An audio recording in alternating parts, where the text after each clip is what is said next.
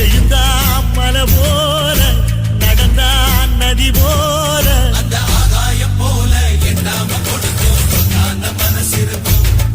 என்று மூடாத கோயில் முன்காச கதவு எப்போதும் திறந்திருக்கும் அந்த வெட்டரு